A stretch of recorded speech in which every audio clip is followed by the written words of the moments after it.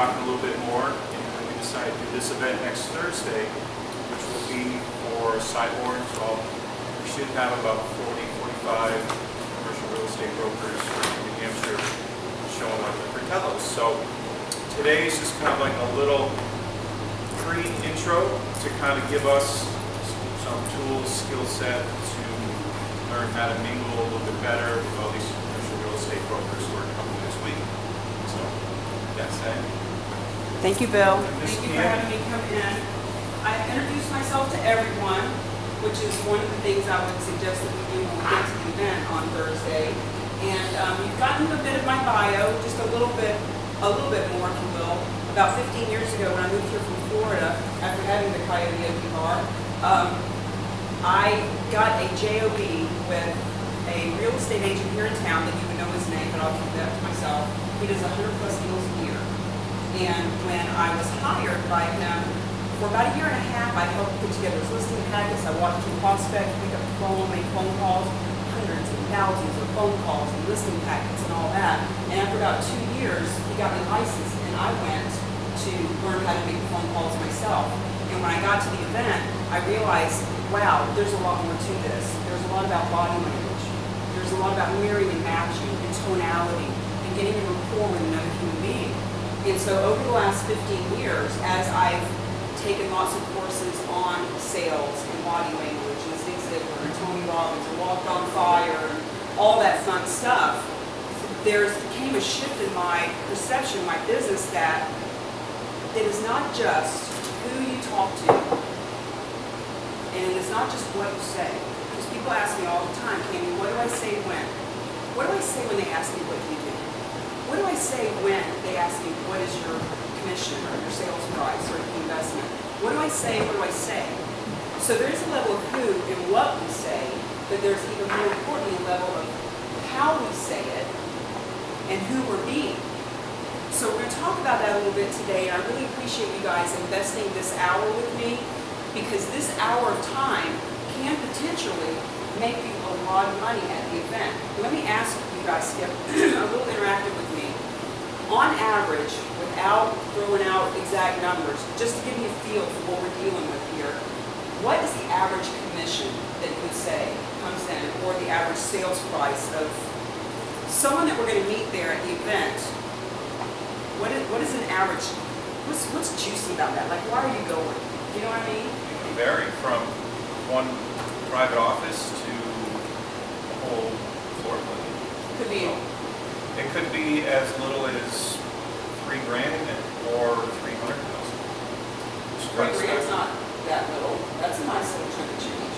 You know, $300 grand's not a bad day either. Well, I think even the meetings that we had with Brady Sullivan that day, and then a week later, they reached out about contacting a client.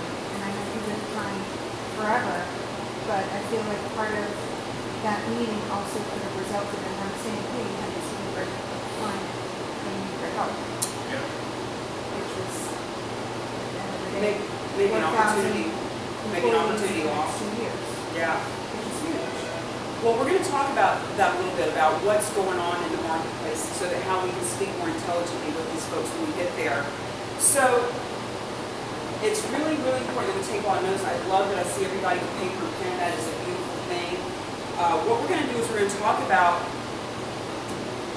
is there anybody in this office that's not here today? Bruce, Liz. A couple? Yep. Are there other people from your company, from other offices that are going to be there on Thursday? Perhaps.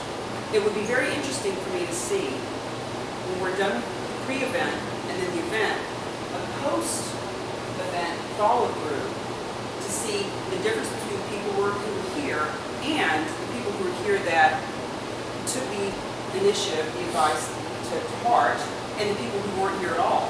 Just to see if there's a difference in how the networking went for those folks, or NetPLAYING. Actually, I've trademarked the word NetPLAYING, because here's the thing. We keep talking about the event, the event, the event, and we are having an event. However, networking, NetPLAYING, communicating is not an event. Guys, it's your life. Like, when you start typing on Facebook or emails or LinkedIn or any of that stuff, you're communicating. When you open your mouth to another person, when you look them in the eye, when you walk in the door, when you get in your, all of that is communicating. So let's not look at this as what we're going to do at said event. Let's think about it from the perspective of how we communicate with people in general. In general, right? There's communicating, conversating, and collaborating to co-create the income, influence, and impact that we're looking for. So we're going to talk about the event, but just kind of keep it in the back of your mind as a different perspective of how you're communicating with people in general. Fair enough? Okay, awesome. So I want to talk about how this event, we know the type of person that's going. Sometimes when I do these events, maybe let's say it's a meetup, and it's just a business networking thing, and no specific subject matter, but you can go into the meetup group and you can click on the people who are coming and you can see who's there. So sometimes for a pre-event event, we can talk about actually reaching out to individuals that we know are going to be there, In this case, we may not know every person, although in the sign-up, do you know exactly their names? Yeah, we will.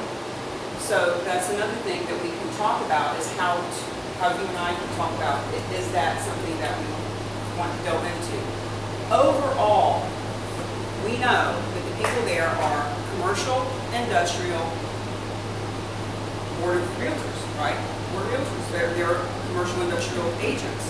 And so wouldn't it make sense to research, this is good, write it down, research, reach out, and relationship build. Research, reach out, and relationship build. When I do an event and I know exactly who's going to be there, I will go through and I will find a handful of people that I feel like I resonate with. Maybe I like their photo, maybe I like the write-up, maybe they're humorous, maybe whatever. And I reach out and I just start to communicate. So in other words, I'm not waiting for the event to start to talk to the person. Bill and I met, right? He sent me something on LinkedIn. We had a nice little banter back and forth. Ability to communicate. Ability to communicate non-verbally before you even have a chance to look them in the eye, right? So, because this is the Commercial Industrial Board of Realtors, even if we don't know exactly who's coming, here's a couple of things we can do along the lines of research, reach out, and relationship build.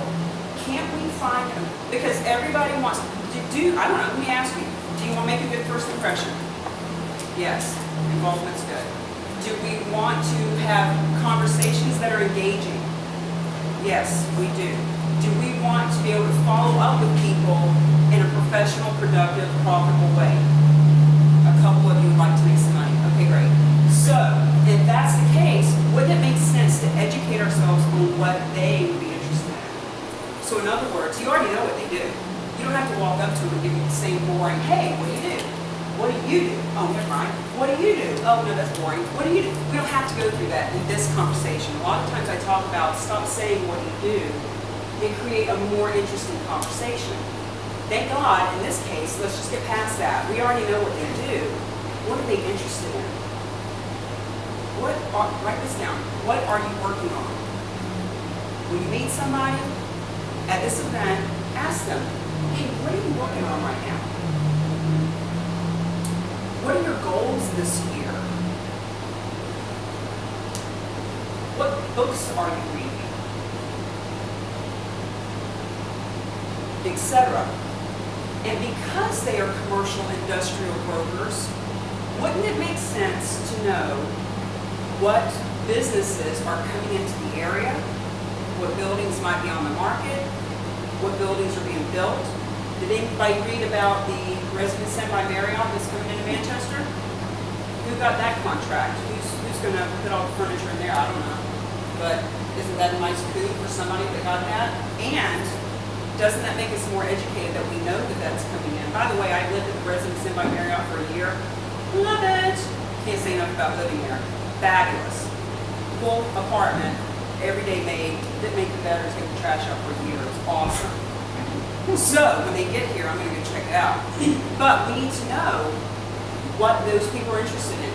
Example, if people will say to me, well, you know what, I really want to upshift who I'm communicating with. I want to up-level my networking, my net playing. I want to up-level who I am doing business with. So I'm thinking about maybe going to a yacht club or a golf course. But what would I talk to those people about? There's a mindset in there. Those people. Let's be a little more, what can we talk about? Do you know what I mean? There's a shift in mindset. Them versus us are a collaborative effort, number one. And that's a huge piece in getting that mind shift change. But I tell people when you go to, let's say, call it a yacht club, just for this example. Well, if you're going to go there and you want to talk to people that are there, it's a yacht club. Wouldn't it make sense to maybe Google what yachts are new, what's the newest craze, what one of them costs, what the size of the engine is, what's the names of the brands, so that you can throw them out in conversation and talk about that and speak intelligently about what those people are really interested in. Does that make sense? So if we go to a golf course and we're just going to go hang out at the local watering hole, down at the country club, and we want to meet people and what do I say? Like, what would I say to people? I still don't even know what I would say. Well, how about if you learn about golf? Like, learn what the names of the clubs are, or, what PGA Tour is going on right now. In other words, the point is that there are a lot of things that these commercial brokers could, in general, be interested in, that when we ask them about it, we seem a lot more intelligent, don't we? It's way better than, hey, what do you do? Oh, that's right, you're a commercial agent. So, did you up at your office with some furniture? Right? Like, let's be more engaging and have more conversations, because at the end of the day, we all know people do business with people that they like, that they trust, that they feel comfortable and confident with, and that starts with building rapport. It starts with building a rapport. So just like when Bill and I met, he sent me a little something on LinkedIn, I sent him a little something back, we had a little fun, laugh out loud banter, came down and met with him, spent about an hour engaging in friendly communication. Communicate, conversate, and then it rolls so smoothly into collaborating.